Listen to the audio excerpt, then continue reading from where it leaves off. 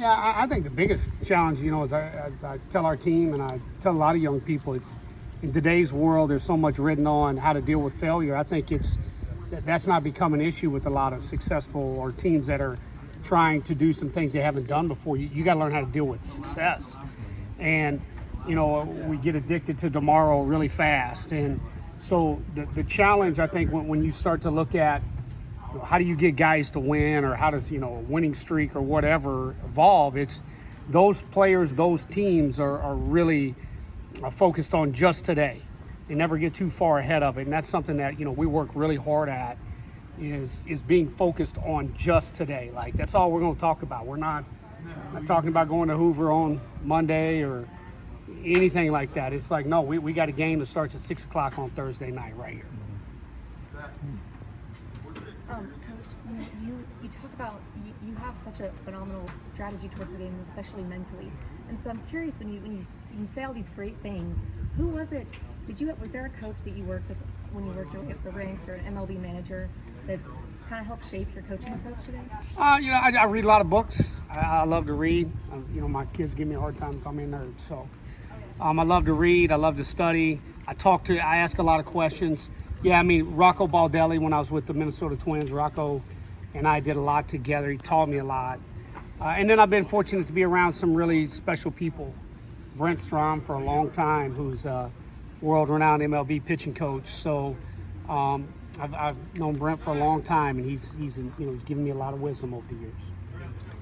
Coach, going back to when you came in here and inherited this program, obviously convincing Charlie to stay was a big part of it. You realize that, but did you see in the pieces and everything that you had around you what has materialized this season?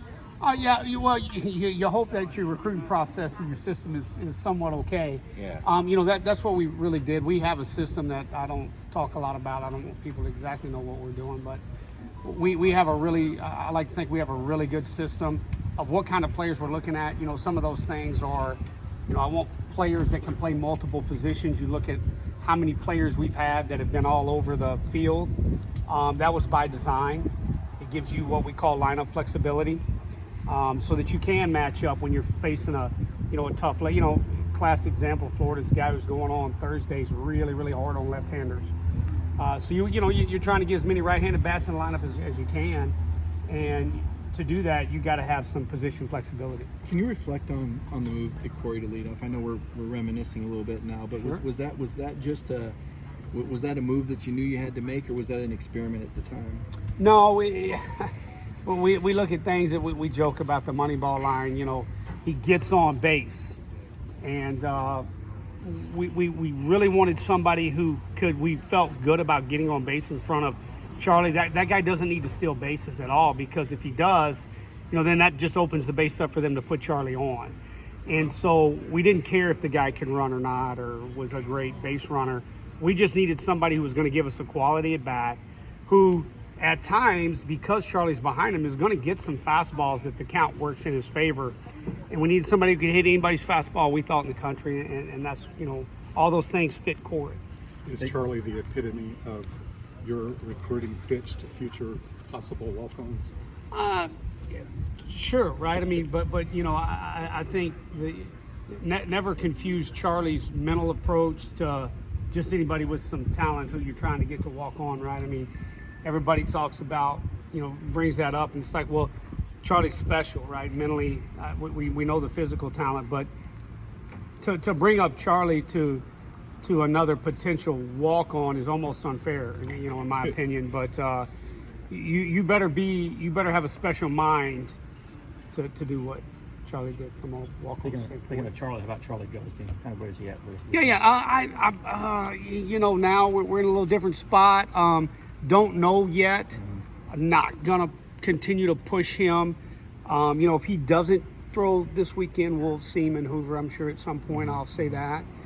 That's about as far as I'll go with you. I'm going to continue to evaluate, but I'm not going to, now at this point, just rush him into a game that could, put him on the shelf for a long time.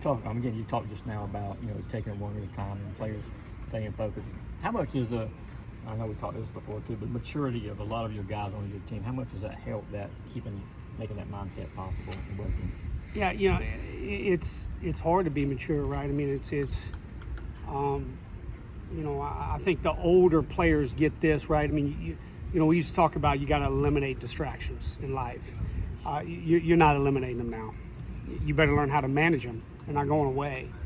And there's just too much, right, with what we're holding right now. So I think the older guys have understood that managing distractions is going to help us stay focused and concentrate longer, and have been able to impart that down to some of our younger players. Wes, what did the sweep mean? I mean, I think this RPI was around 3. I see the 15 number. I see you're 5th in the SEC. I mean, is it about trying to land a super now, and how close do you think Georgia is realistically?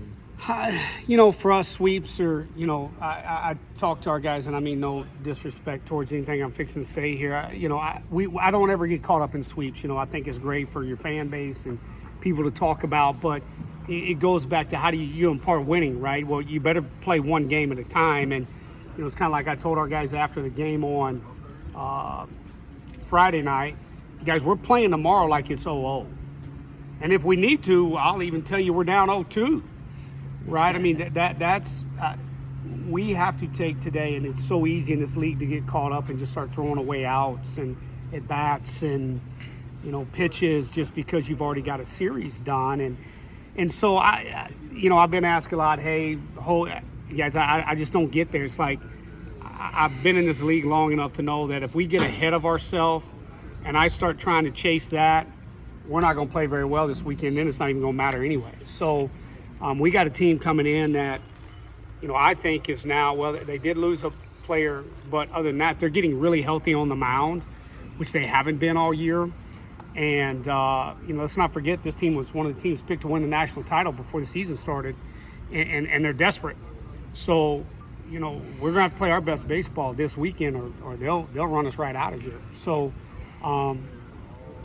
we've got to show up, and we got to focus on today.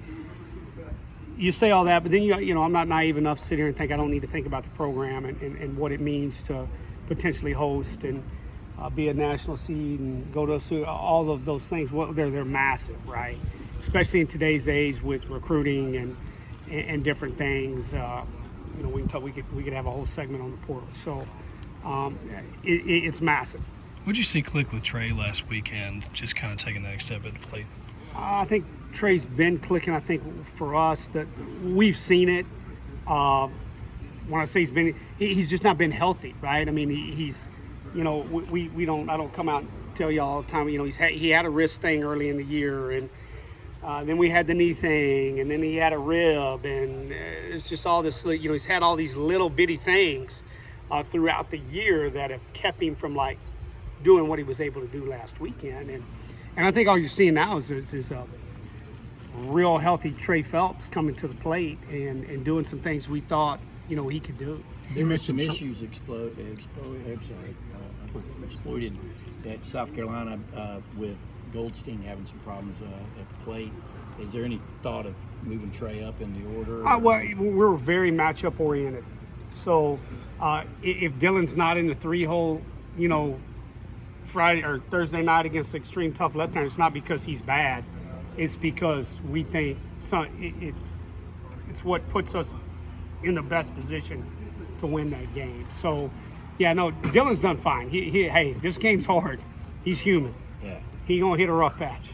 You mentioned Charlie being different mentally as well as special physically. How has he handled different attention from pitchers on the mound, all that's surrounding right now in terms of speculation about the draft and Spike's award, everything that's circulating around him these days?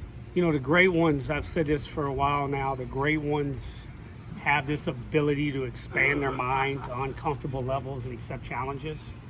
And he's got that. Paul Skeens had it. I can go through the guys I had in professional baseball, the Carlos Correas, the Sonny Graves, the Luis Ariases, all those guys, they have this ability to take on. They see it more of a challenge, and I'm going to handle it, and then I'm going to go show you I can do my business, kind of, so to speak, as opposed to a burden or some form of a distraction. When you first came here, you mentioned that your number one rule was players had to be confident in themselves, and since then players have said that they felt that. How do you go about instilling that confidence?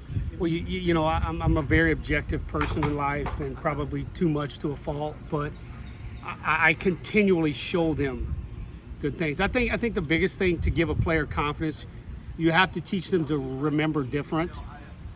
You know, we look at results, and a guy can go, you know, can strike out on an 8-pitch at bat, and everybody thinks it's a bad at bat, right? Or the average person does, and I'll pull back and reevaluate that different. How were the first 7 pitches? Did we get off a good swing? Did that guy execute a really good pitch to end the at bat? And so I think it's about how you remember, or how you look or reflect back on things. Wes, how do you keep yourself hungry, both feet on the ground? I mean, obviously the job you've done this year is National Coach of the Year material. How do you keep yourself grounded when this program's where it's at right now after what you inherited? Yeah, I mean, every day you got to get better in life. Got time for a couple more. Yeah, I mean, every day in life, if you're not getting better, somebody's going to catch you. That's probably my biggest fear in life, is that, you know, if you stop to, you know, reflect or take too much time doing, somebody's going to get you. So it's just go. Wes Johnson, I've noticed that Fernando's been throwing a lot of the pitches recently.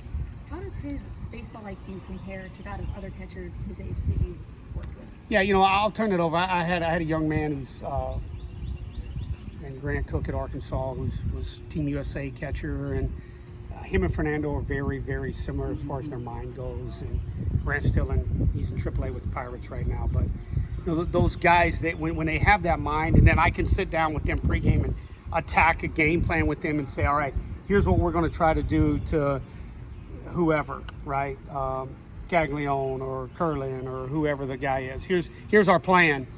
And now we still talk. You know, I don't know if you know. I mean, he knows how to get. You know, I'm still talking to him through the walkie-talkie, but there's times, you know, I'll be like, hey, no, right here, it's fastball or it's changeup or whatever the pitch is, or he'll look in at me and go, hey, I don't know what to do here. Help me. And, you know, so we're constantly communicating, even though, but yeah, there's a lot there to unpack. But yeah, he's very sharp mentally. Wes, you probably touched on this before it came out, but with Caglione and Condon, what are the fans in for this weekend as they watch this series? Hopefully not too many intentional walks. No, you know, Charlie, in my opinion, and I can back it up objectively, is the best player in college baseball this year to this point in time. And, you know, I got to think Caglione's either 2, 3, or 4, right? You know, depending on how you look at him, whether it be on the mound or a hitter's why I say, you know, different teams are looking at him differently. Is he a pitcher? Is he a hitter? So that's why I say 2, 3, or 4, not to give him any bulletin board material. You're looking at, in my opinion, probably the top 2 players in college baseball are going to square off this weekend. And obviously Jack will pitch at some point, I'm sure. So that'll be a lot of fun. Thanks, Coach. Thank you. Thanks, Coach.